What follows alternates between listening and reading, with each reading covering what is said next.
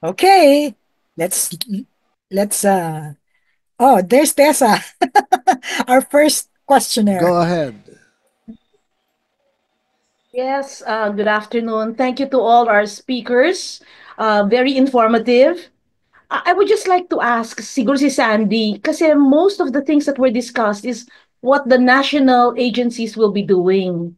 But I think the LGUs have a very critical role kasi doon ang implementation. So, are there actions already identified to be done by the LGUs sa ating NDC implementation plan? So that's one question. Nice to see you. Graduate ka ng Sandy? Miriam, ha? Yes.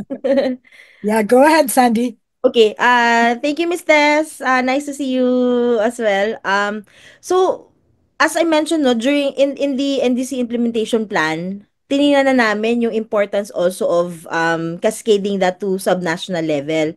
But not just cascading at the subnational level, pero kasi yun yung sinasabi nga natin, ano, hindi po kasi natin before, hindi po namin masyado na-establish yung link ng subnational actions in meeting the national target.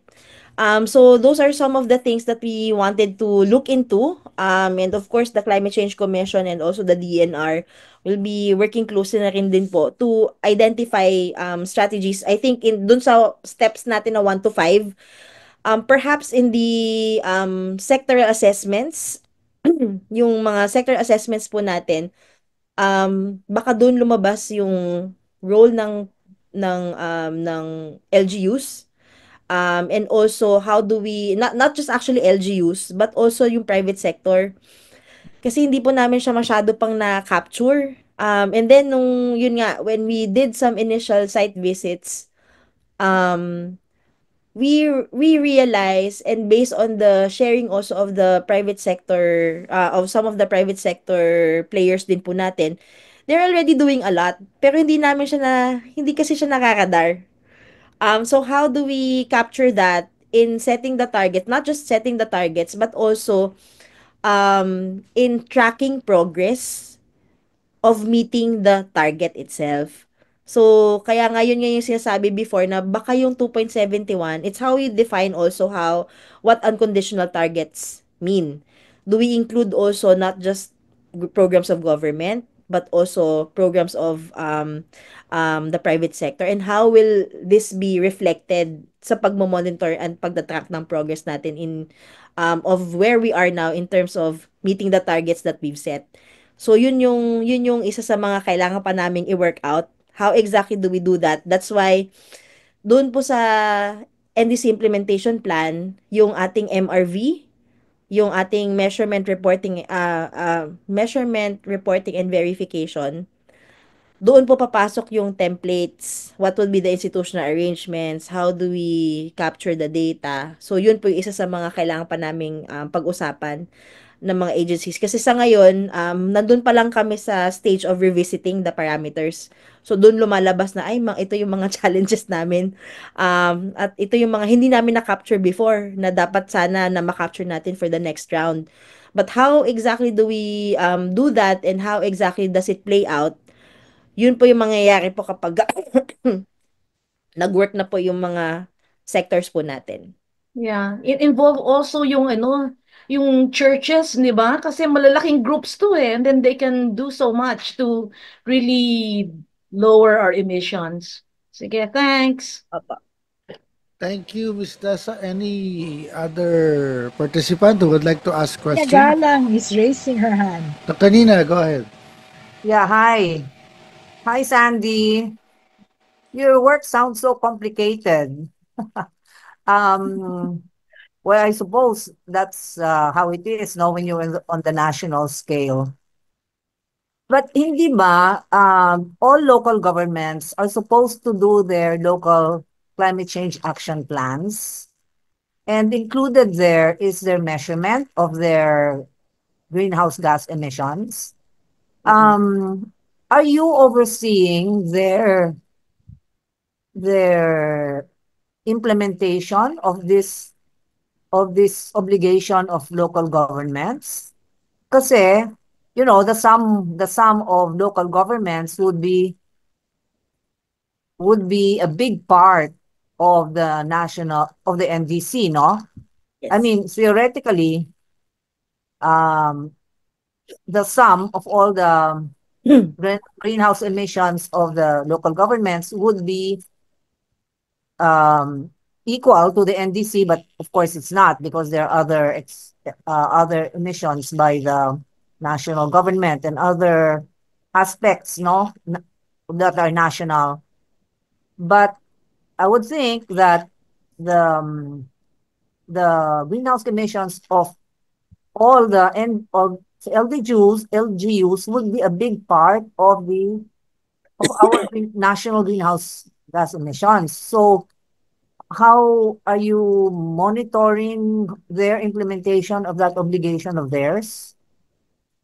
Yes, thank you, Dr. Nina. It's actually the Climate Change Commission po who has to oversee together with the ILG. So, hindi po Oo. DNR.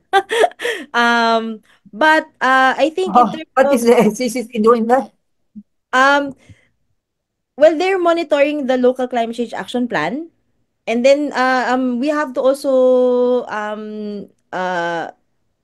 review again kasi yung sa LCCAP po natin, hindi pa kasi mandatory ang greenhouse gas inventories at the local level. So yung even sa Hindi ba? guidance, yung guidebook po natin, yung LCCAP guidebook po natin, guidebooks 3 and 4, hindi pa din, I think, unless na bago na po yung ano natin, encourage pa lang din po yung term. Encourage po yung pag-conduct ng greenhouse gas inventory. But anyways, there are different types of inventories po kasi. So, meron po tayong national inventory na Yeah. it's another way for us to cross check kung talaga nga bang bumababa yung emissions natin because of mitigation activities. So, I guess in the absence of Yeah. 100% GHG inventories po ng local government. Kasi kapag nag 100% din po ang local government GHG inventories, hindi po siya equal to the national. Kasi meron po tayong indirect Yeah. emissions po for may scope 2 and scope 3 din po ang LGUs din po natin. Same with the private sector. Pero lahat po kasi sa national inventory, scope 1 lang po lahat. So meaning we are only accounting for direct emissions. But then, I guess, doon po siya siguro papasok sa means to verify. Kung halimbawa pong nare-reduce po talaga ang emissions natin because of mitigation activities. But I guess yun nga po, very important po talaga that's why it's very important for us and even for the LGUs to conduct their greenhouse gas inventories because that's their basis for identifying what would be their possible mitigation measures moving forward. And how Right. exactly Maybe that's one. yes, and how exactly do we capture that dun sa LCCAP and at the same time, how will it be reported naman po dun sa national targets? That's something that has to be reflected in the MRV system. So yun po yung kailangan po pong ayusin. Kaya nga po, how do we establish that link between that subnational and the national targets? So yun po yung hindi po tayo Yeah. pagdo-double Is counting. is it DNR who is in charge of the LGUs? And is It's DNR in charge of the NDC now? Hindi ang CCC? it's CCC pa rin po. Kasi ang ano lang po namin ay si DNR ay dahil po we are supporting Secretary Loizaga as the chair of the Climate Change Commission at the moment. Oo, opo. So yun po. But kaya po Oh, ang ginagawa namin, it's laging nagtatandem lang kami with CCC. But it's CCC pa rin talaga who spearheads this. Kasi they have to move this forward in terms of the policy, mga ganun po. Pero pagdating po sa mga yeah. sectoral, Kasi, yeah. opo ma'am, sa sectoral po, kasi may inassign naman po si CCC based on the mandates of the agency. So like for instance, DOE for energy, si DNR, tatlong sectors po kami. Waste, industries, at saka forestry. Yun po yung naka-assign po sa amin. Doc G, Rodney here. Go ahead, Okay. Rodney. Yeah, I Siguro have another question, but marami pa siguro magtatanong. Thanks to Sandy. Thank you po. Would you like to add something, Rodney? yes. I Go think ahead. the biggest challenge now is yung connecting the dots, no? Because we have aggregated and disaggregated data and actions, no? We have the CCC-DNR tandem at the national level, and the data is national, no? General. And napakahalaga na makita natin yung also action ng LGUs and the communities and other sectors in the regions and in the provinces down to the barangays. If we compare data, na I think wala pang data yung LGU talaga na sa greenhouse gas inventory nila. Walang datos tayo makikita na lahat-lahat kasi nga sabi ni Sandy, hindi mandated yung greenhouse gas inventory. And that is the biggest challenge that we are facing right now, even in the NDCIP, yung implementation plan, dahil hindi siya lapat doon sa mga plano na mga pangrehiyon at panglalawigan, no? At kung sinasabi natin na ang communities at LGUs yung action din, yung contribution nila doon sa national goals, et yung hanapin natin. And we've learned a lesson na kailangang we raise this also doon sa sa updating NDC. Kasi until now, wala pa sa mga regional development plans ang NDC. Hindi siya naka-embed, no, doon sa mga plano ng ahensya and even sa mga plano ng LGU. In some ways or another, nasa PDP siya, Philippine Development Plan. Pero sa regional development plan at mga municipal development plans, hindi pa nasasambit, no? Meron siguro iilan, mabibilang natin sa ating dalawang kamay, yung mga LGUs na nagsasambit at even nag-integrate ng national determined contribution commitments natin. So that is one of the biggest recommendations that we have, how to subnationalize NDC. Kasi malaki ang gap nung NDC at the national level at nung mga magiging kontribusyon at yung mga mitigation, adaptation, or even sa mitigation noong ating mga LGUs at ng mga region. So, yan po yung malaking recommendation, of course, from us CSOs, because we work at the grassroots level. And again, we appreciate also the openness nung ating pamahalaan, lalong-lalo na dun sa kick-off event ng updating ng NDC, na we need to address this gap, no, between the national goals and the actions of the LGUs and the regions. Thank you. Thank you, Rodney. We have Miss Maribel Yes. Bandolon. Go ahead.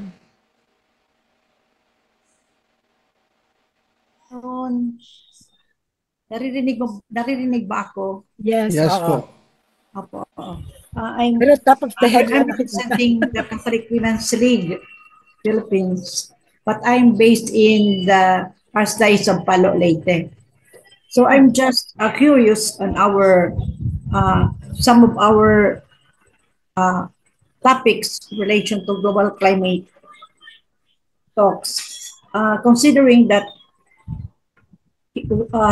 Catholic Women's League, we have several programs regarding our care for environment. In fact, we are so active in some of our dioceses and archdioceses in the implementation.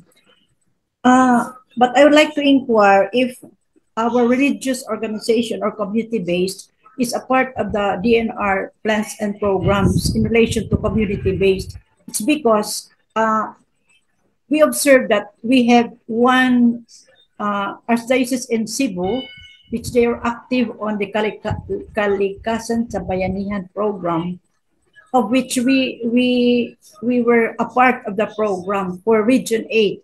And Region 8 is not included. So, mayroon lang silang sarili sa Region 7 in Cebu through Father Sarsonas. So, yun ang tinatanong namin if we can collaborate with them, considering that here in Region 8, DNR has, wala sila doon sa program na yan, but in Cebu they have. So, yun ang tanong kung how to collaborate between Archdiocese of Cebu and Archdiocese of other areas in our country, especially that we are a nationwide organization. So yun lang po ang query ko doon sa kay Ma'am Sandy sa DNR. Kung ano po ang ano dyan sa in terms of this program on kalikasan sa bayanihan and relation to Gamayan para sa kalikasan.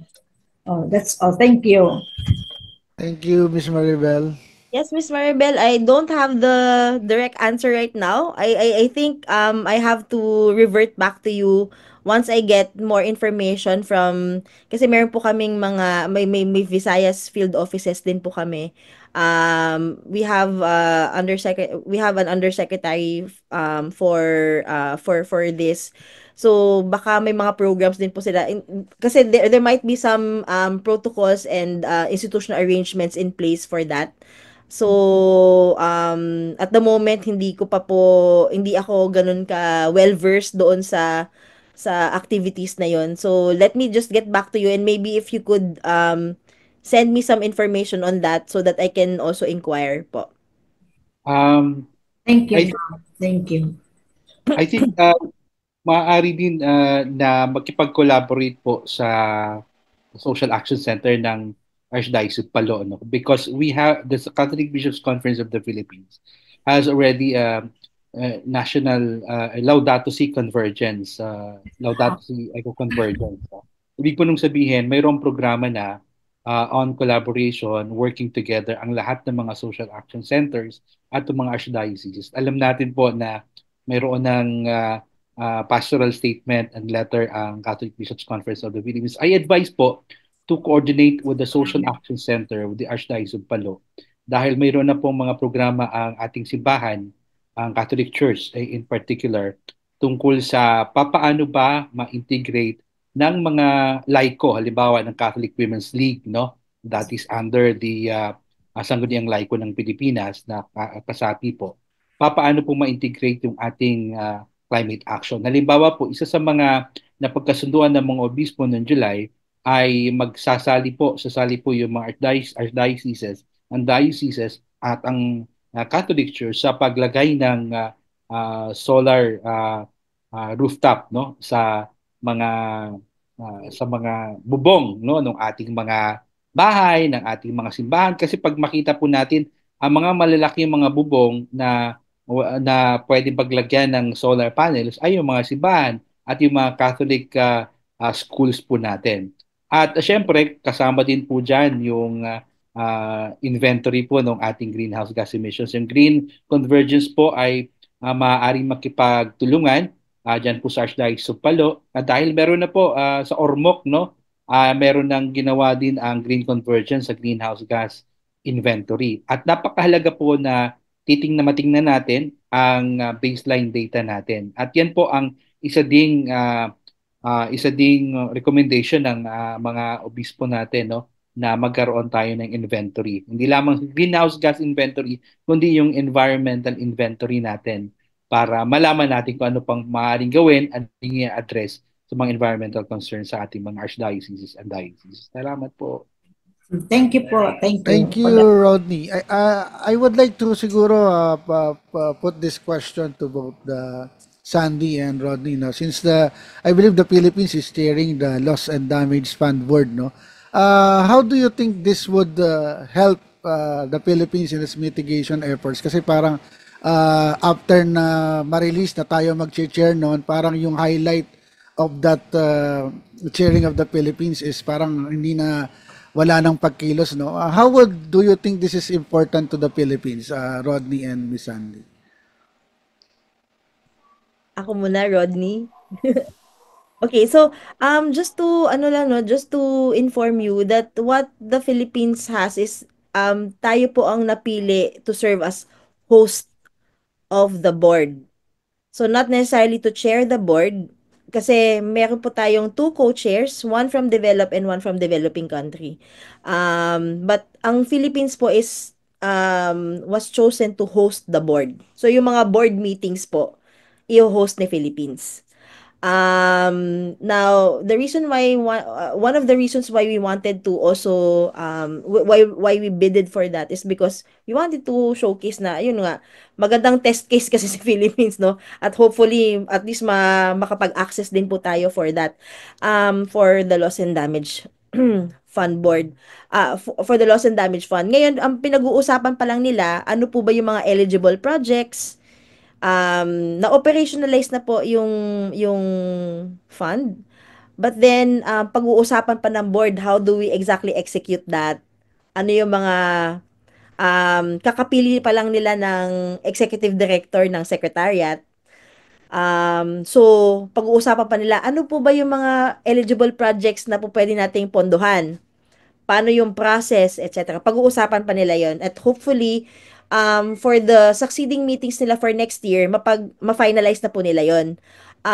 But for the Philippines naman po, what we are preparing is we are exploring din po ano po ba yung mga priority programs din po natin as a country for us to access the loss and damage fund board. So, may mga initial meetings na rin po yung mga agencies for this, and baka magtawag po ng kasi ang iniisip naman po kasi ni Secretary was baka magandang mag-call tayo for may magkakaroon tayo ng national call for ano ba yung mga possible proposals mo natin for this. Pero hindi pa po masyado pang naayos kasi kaka-award lang, kumbaga kakapili pala sa Philippines this year at just early this month nag-host na po tayo yung first hosting po natin ng board. So, ngayon parang inadapt pa lang nila yung rules of procedure. So, wala pa talagang guidelines for accessing. So, ngayon, hopefully by next year po ay mailabas na yon. And then, how do we exactly organize ourselves as a country para makapag-access po tayo dun sa Loss and Damage Fund Board ng mga projects, yun po yung pinag-uusapan pa din po namin sa government. Ayun, tama doon si Sandy, no, na tayo lang yung host at nangangailangan ng isang batas nga yun, no, at naging batas na nga yung pag-ano natin, pag-agree dun sa pagiging host na yun at marami pa mga technicalities. Pero ang mahalaga po dito, ano benepisyo makuha natin? Maaaring mayroon. Alam natin sa basketball or sa baseball, pag nasa, anong tawag niyan? Home base? Tawag niyan? Yeah, home base. Home crowd. Home crowd. Oo. Home court, home court. Home court. Nasa home court tayo. Meron tayong mga benepisyo o impluwensya na maaari nating i-take advantage, no? Una-una diyan ay yung access. Hindi access sa pondo, pero kung makipag-usap tayo sa host, maaaring mapadali yung mga pagbigay natin ng sulat, pagbigay natin ng mga demands, no? At yung mga pagmi-meeting, no? Kung naalala natin yung unang meeting dito ng board dito sa Pilipinas ng first week of December, maraming mga Pilipino ang mga observers, no, na nagbabigyan noong pagkakataon na makapagsalita, no. Unique itong loss and damage fund board o yung ano nga ito, Sandy, finance for Fund for responding to loss and damage. Loss and damage. FRLD. No? May mga pagkakataon na kung next year, 2 beses magkakaroon ng pagmi-meeting yung board dito sa Pilipinas. Correct me if I'm wrong, Sandy, no? Mukhang 2. Oo, yung nasa home court pa rin tayo. At maraming boses ng mga Pilipino ang nandoon na pinagkatiwalaan ng mga constituencies. Pag sinabi natin constituencies, yung mga kinatawan ng iba't ibang mga sektor sa United Nations Framework Convention on Climate Change, lalo na yung mga observer organizations na yung Climate Action, Climate Justice, farmers, youth, indigenous peoples, pinagkakatiwalaan tayo na magsalita on behalf of them. Pero syempre dapat geographical, meron pa ring meron pa ring representation. Pero yun nga, madali tayong makapagbigay ng communication, makapagbigay ng recommendation dahil yung Pilipinas yung host. Ibig mong sabihin, yung pagsusulat, yung pagpapaabot ay nasa home court advantage tayo. Pero at the end of the day, ang napakalaking impluensya dito ay yung contextualisasyon ng lost and damage experience. No? Isa yon sa mga napakalaking factor siguro na tayo yung napili. Dahil yun nga, noong 2013, tayo yung nag-raise nito, napakalaki ng boses natin at naging consistent tayo na naglalabi for lost and damage finance. And yun nga, at nandito na tayo. So, I think the experience ay napakalaki ng factor. So, hopefully, in the next coming meetings and even sa pagpili ng mga projects, yung konteksto na yun ng Pilipinas ang magbibigay din ng kahalagahan kung papaano mabigyan ng finance ang losses and damages, averting, minimizing, etc. Hindi lang sa bansa, kundi sa lalong-lalo sa most vulnerable countries sa ating mundo sa ngayon. Maraming salamat. Siguro dagdag ko na lang din, Sir David, na um, maganda rin yung nangyari din for the Philippines because aside from winning the hosting, currently we have a seat in the board. So, Philippines is one of the board members for this year. Alternate board member tayo for next year. And then, 2026 board member ulit po tayo. So, there is significant po yun kasi we have the chance to influence yung mga decisions po ng board. And also rally ano ba yung priorities din po ng Philippines in the discussions of the board meetings din po natin. So, yun din yung magandang work din doon. And during their first during the fourth board meeting po kasi which was hosted by the Philippines. Yun yung first time natin na mag-host. They also visited the president and they sabi naman po ng co-chairs they were inspired and even the board members they were inspired din po dun sa meeting nila with the president that they wanted to ask the president po to serve as the champion for loss and damage, yung mobilization of funds for loss and damage. So yung mga ganong klaseng privileges din po and opportunities po for the Philippines to highlight din po yung case din po natin. Isa din po yan sa mga siguro indirect benefits din po natin for hosting the board din po no. When they saw also the support of no less than the president po doon sa workings of the board itself.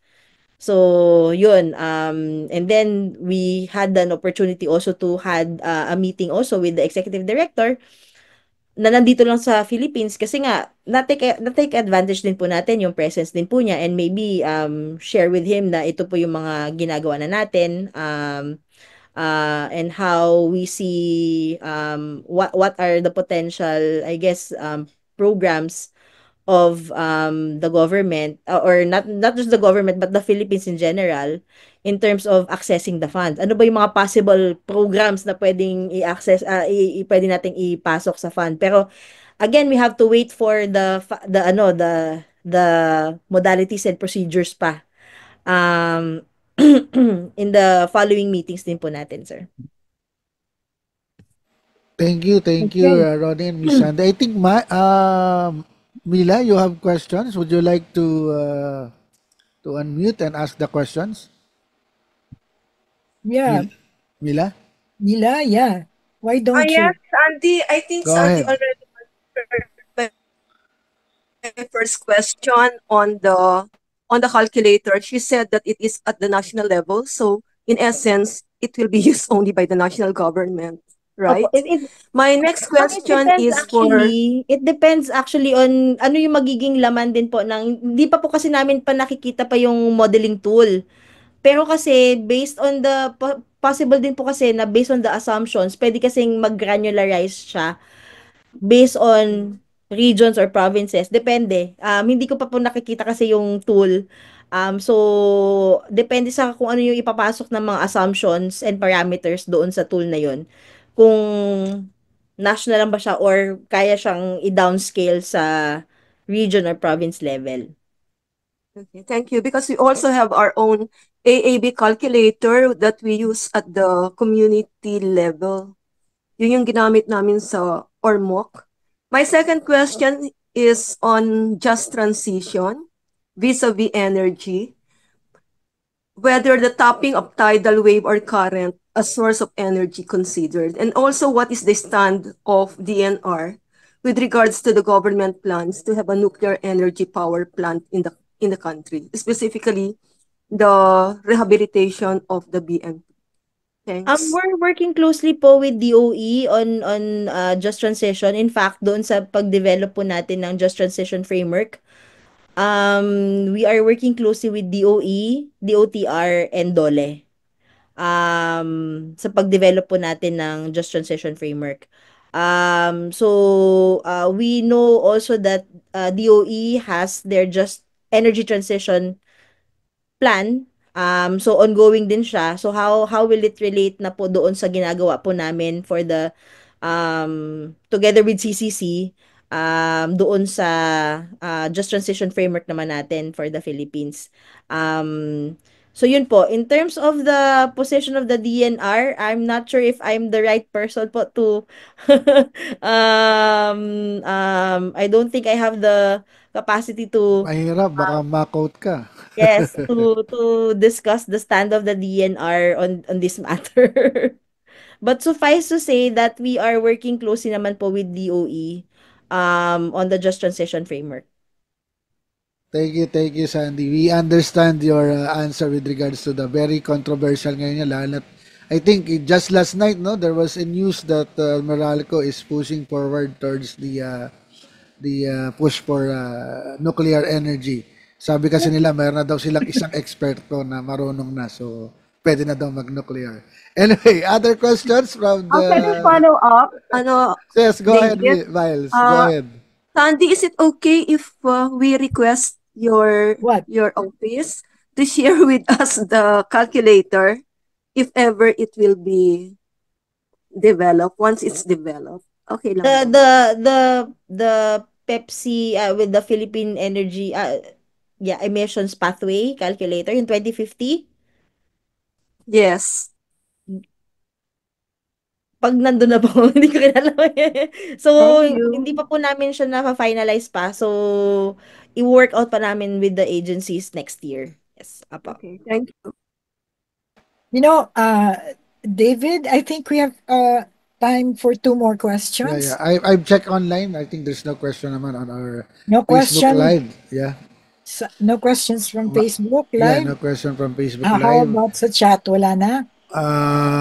So far, wala naman. So, anyone Tapos- would like to ask additional questions? Meron yata si Violet on tree planting. I think Violet, Violeta, would you like to ask question? Kasi most of these are actually statements sharing that they have been planting for the past 17 years. Hello, good afternoon. Go ahead. From Baler, Aurora, and we're Wow. also going to do massive tree planting, mangrove tree planting. We want to help to be part of the calculation for greenhouse for lowering contributor for lowering the greenhouse gases. Sana makasali kami sa roadmap as contributors. Ayun lang po. Thank you. Thank you, Violet. I Malaki think yun 17 years of mitigation. Ma'am, siguro pwedeng related to that, we can ask bakit hindi nasama sa roadmap yung forest kailangan natin balikan sector? kasi I think there Aurora as a province, they were able to conduct greenhouse gas inventory with support from USAID before. I will So, ask. opo, and then so baka yun as a province, meron silang calculation kasi nandun pa nga siya, nasama pa nga po siya sa good practices na GHG inventory before. Aurora province yun eh. Kasi ang sinuportahan before was Iloilo City, Batangas City, Santa Rosa, Aurora province, Kalayaan, LGU. Anim yun eh. Basta Yeah. yun. We're also doing Tanay Rizal and Bataan, La Union, Pangasinan. Bulacan. Big time ang Bulacan. Kasi sa kanila nagsisecure ng ACCs that yung mga companies required to do tree planting sa kanila din ginagawa. Ayun po. Sige po. I think maganda po 'yun kapag nagkaroon po kami ng mga stakeholder consultations in terms of how do we exactly do the calculation or where can we get the data, para mai-plug in for instance doon sa tool itself. So, maganda naman po na ma-establish natin yung mga, yung process for data contributors at mga gano'n po. So, siguro kailangan makausap po namin yung aming Forest Management Bureau for this din po. Kasi dahil hindi po namin nasama ang forestry in the NDC before, so, um, ipapasok na namin siya for this one. How do we generate the options, the mitigation options po for the sector? Kasi previously, noong 2015, we identified three options for the forestry sector. But then, nung nag-submit na po ng 2021 inventory, 2021 NDC, hindi muna namin sinama yung forestry kasi nag-focus muna tayo sa mga emitting sectors. So, but for this round, kasi nakita namin malaki din yung potential for meeting the targets din. Malaki yung potential ng forestry sector natin. So, yun po. Thank you, Miss Sandy. Okay, Any Miss other? Hazel, baka may question Oh, pang baka may pahabol. pahabol Actually, pa. follow up kung pwede.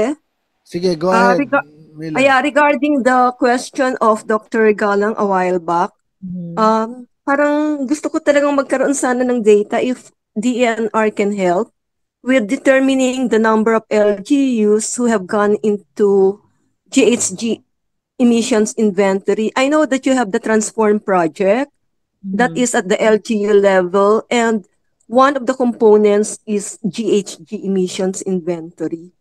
If you can come up with a data on that, and I know LGU or MOC is now trying to come up with I'm not sure if it is a province-wide because they already have a citywide inventory. Yes. 2017, and we did the community level GHG accounting in Barangay Kugon, hoping that it could be replicated in the other barangays to come up with a more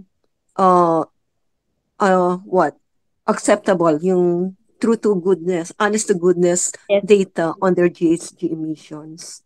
Actually, So if you can come up together with ideally CCC. po, yes po ma'am, Miss Miles, ideally po it should be the CCC who should do the monitoring of climate actions together with DILG. But I think nagsimula they're noticing na rin po, nung nandun pa po kasi ako sa CCC, nag-handle din ako ng GHG din for LGUs din. But then na-notice namin, ang dami na nag-request ng LGUs. Kasi nga, nung naglabas na po ng LCCAP Guidebook 3 and 4, kumbaga parang nilagay na doon na meron ng mitigation strategies at saka yung GHG inventory sa LCCAP guide, no? So marami ng LGUs na nag-request ng training kasi balak nilang ipasok sana sa LCCAP nila. So ang ginawa din po namin, so nandito na ako sa DNR, since we have regional offices, tinrain din po namin ang aming mga regional offices on community level greenhouse gas inventories so that if there are LGUs who would like to, wala kasing regional offices ang CCC eh. But the DNR, we have regional offices that they can tap for them to assist them sana doon sa kanilang mga inventories. So, tinrain muna namin yung aming mga regional offices for that. But in terms of, noted po yung inyong suggestion in terms of identifying, baka dapat may database tayo in terms of who are the LGUs who are doing inventory and then what. Initially, that's the intention also of the NICDIS portal of CCC. But then, ngayon din po, tinitingnan din po namin na magkaroon, the secretary also wants us to come up with a registry of emissions po sana. But how it looks like, etc. May mga kailangan pa naming ayusin for this. Pero yun, isa yun sa mga tinitingnan namin, how do we come up with a registry of emissions. So yun yung mga tinitingnan din po namin sa department, how we could build that database system po. But noted po yung doon sa inyong suggestion po, ma'am. We'll see how we can work on that po. Okay, if there are no more questions or comments. Sandy? Yeah. Yes, Yes Dr. po, G. Nina. Yeah, I have a suggestion. Maybe Sandy, you can ask the help of higher level institutions, colleges for your inventory work and for their research on greenhouse gas emissions of their areas. Kasi Yes, yung mga opo. academics, marunong sila di ba? Yes po, ma'am. Actually po, ang tinitingnan din po natin is how do we improve also on our emission factors that are country specific kasi ang dami po natin na emission factors na ginagamit na global data. So that's where we think our academic institutions can help. And even kung halimbawa kung may mga Yeah. dissertation or mga masteral ng mga students on emission factors, that would really help us improve din po yung mga numbers din po natin in terms of moving towards yung higher level of accuracy pagdating doon sa ating inventory. So yun po. Kasi marami po tayong default factors kumbaga na global. So yun po yung kailangan pa nating i-work out din po, ma'am. Yeah. Yung calculator ng Ako Ang Bukas, Yes po. that was developed for our work is Philippine-based, mainly, especially for the electricity production, Yes. taking into consideration the mix of our energy sources for producing electricity. And Nakita then ko nga po, meron din yata Agnes for dito yes, yung calculator. Oo. yeah, it has to be Philippine-based, no? Yes. Oo. There are many sources and sinks which are really estimates. I don't think we can ever come up with a very, very, very accurate measurement. Pero I think But at least closer this naman po, opo. this fact should not deter us from moving forward. Hindi ba? Kasi masyado tayong mabagal kung if we want to be so accurate, which is impossible. You know, how much does a Nara tree absorb versus a mahogany tree? You know, yung ganon. So, meron namang standards international. So, best efforts na lang siguro, no? But anyway, I salute you on your work. I'm sure it's very complicated, and I wish you the best. And let us know if we can help. Si Mila is our project leader. Thank you. Yes, ma'am. Thank you very much po. I think we need to also I think kailangan natin buhayin ma'am yung discussion din po ng kasi yung harmonization of the tools.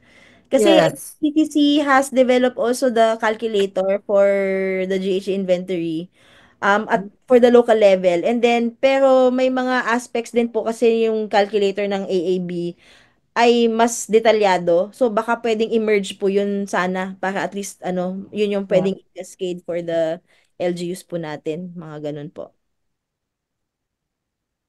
I think Mila can answer that. To what degree do we is the LGU calculator harmonized with our AAB, Mila?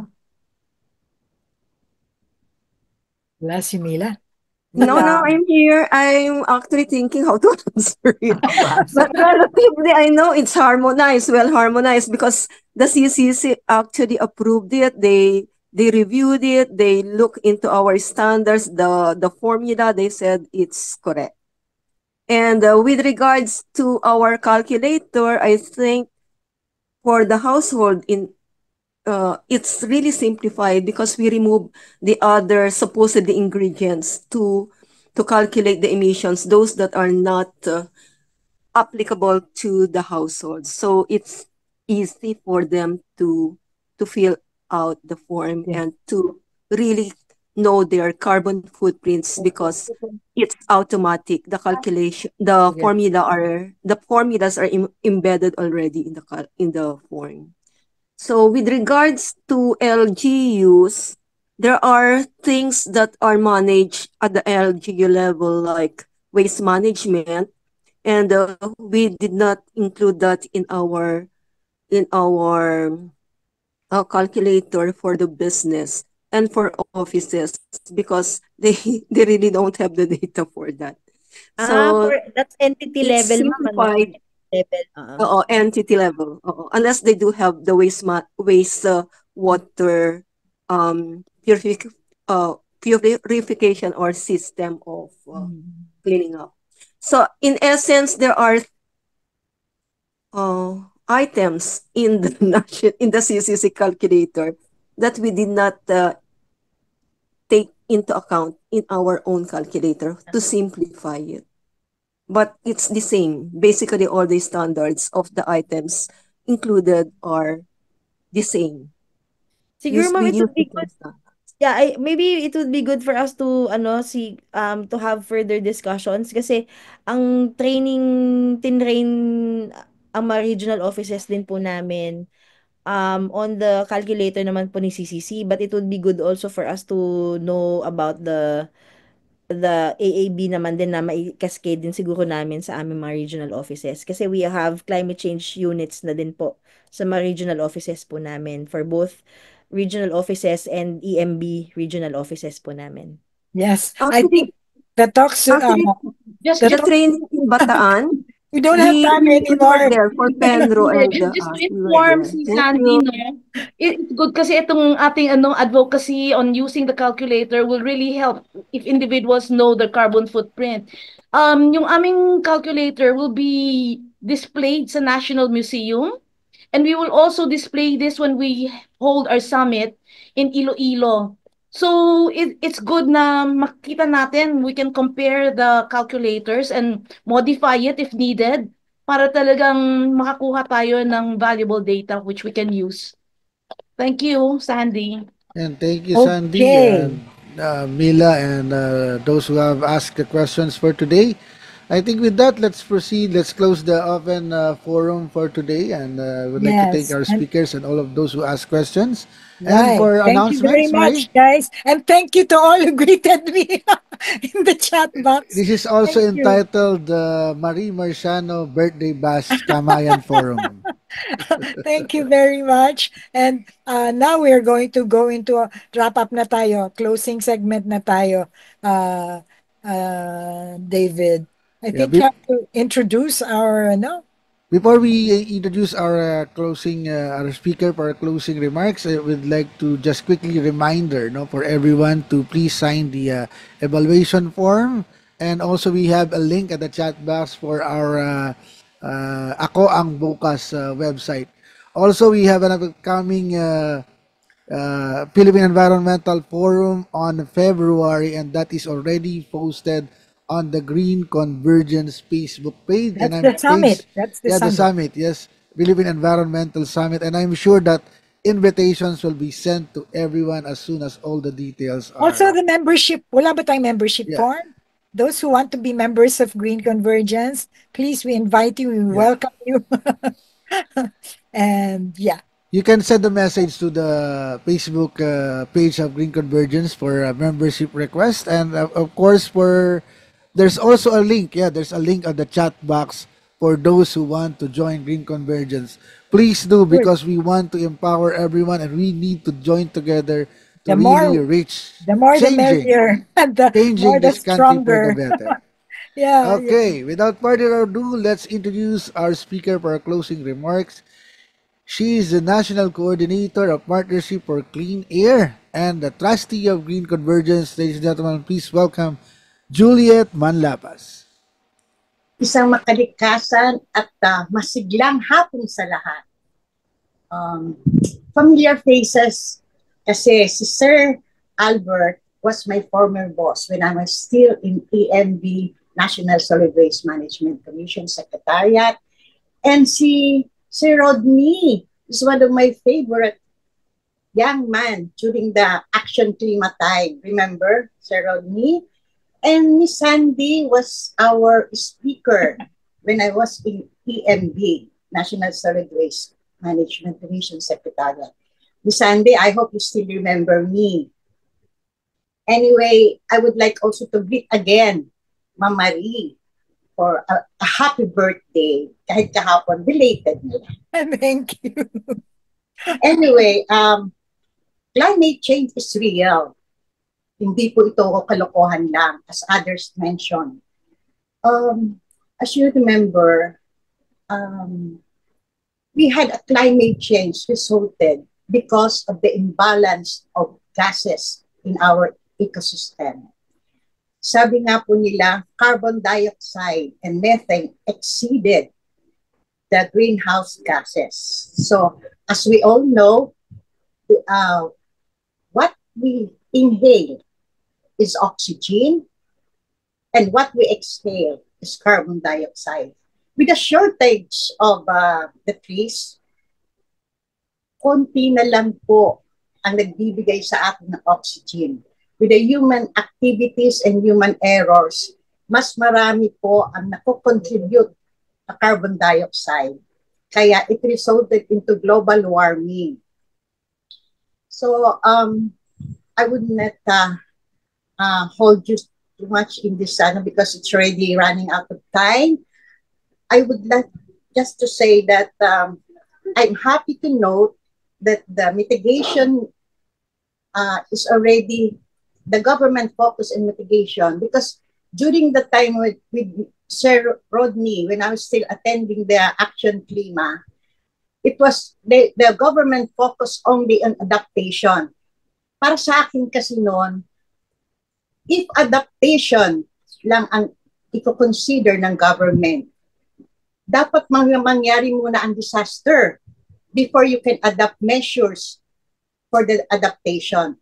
But I'm happy now that the government, as Ma'am Sandy already discussed earlier, that the government focus also on mitigation so that the people can now do low carbon activities.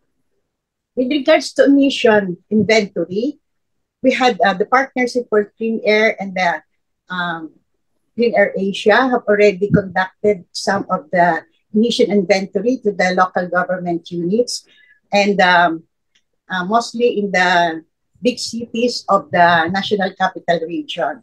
So that can be also the basis. And also, considering that we are the stewards of the earth, and there is already imbalance of ecosystem, it is the right time for us now to do our precious steps to do some mitigation. So we have to support the government, the business sector, and the civil societies in their task to defeat or whatever or endeavor that we have to undertake to defeat the climate change. So I encourage you all as stakeholders, as a constituents and steward of the earth, to put your right foot forward and support our government, the business sector's activities, and their advocacies of the civil society, so that we will be able to work hand on hand to defeat this climate change.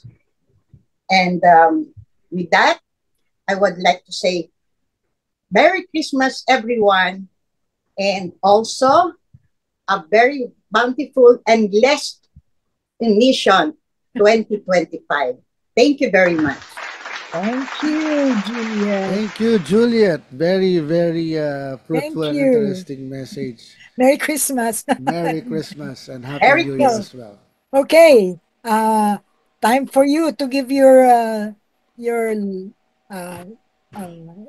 goodbye spiel. This is I think the Christmas message, a dear message. So thank you everyone to Sir Albert, Rodney, and Miss Sandy. Maraming salamat. I am very grateful to once again host the Kamayan Forum, and I will always be available to host this very exciting and fruitful forum. Siguro message ko na lang for this Christmas, in doing the plans for mitigation and everything about climate change, let us be reminded that the problem of the climate crisis will not wait for us. So siguro kailangang mas bilisan Kasi parang hanggang ngayon mukhang hinihili pa yung pagkilos natin. Pabilis ng pabilis yung epekto ng krisis sa klima. So, we need to take faster actions, do things parang at a bullet speed kung kakayanin natin kasi baka mahuli tayo. And everyone needs to contribute, not just the government. All of us needs to do something about it. Because this is our life, this is our planet, and without it, I doubt that the future generations will like us. They will hate us for not doing anything. So, thank you everyone. Merry Christmas and a Happy New Year to all. Parang On to you, pare, Marie. Parang pare, David. Anyway, you said it already. Thank you very much to all our speakers. At saka, if you want to learn more about our climate challenges, attend the Philippine Environment Summit kasi yun ang theme. Climate change ang atin. At ako ang bukas, meaning, like David said, each of us has to do our part. Ako, hindi sila, hindi Yes, kayo. definitely. Ako, kailangan mag-umpisa sa akin ang pag-mitigate, pag-adapt. Pero alam mo, tama si Juliet, importante yung mitigation kasi adaptation, you cannot adapt for time will come. You need to mitigate para you don't need to adapt. Yes, No? it's a prevention for the Yes. generations. Yeah, so we really need to mitigate, and every little greenhouse gas that we save from entering our atmosphere is a lot. Parang parang reprieve if you're sentenced to die. Lalawak pa yung years kasi we're all trying to mitigate. So dapat bawat effort matters. So our next year na tayo magkikita. Next year, Yes. 2025. Yeah, the next Kamayan Forum is on January 17. Mark your calendar. Okay? Thank you very much. Happy Happy Christmas, Happy New Year, happy every day. God bless. Pasko na naman, okay, tulim ng araw. Merry Christmas everyone. Have a great holidays. Have fun.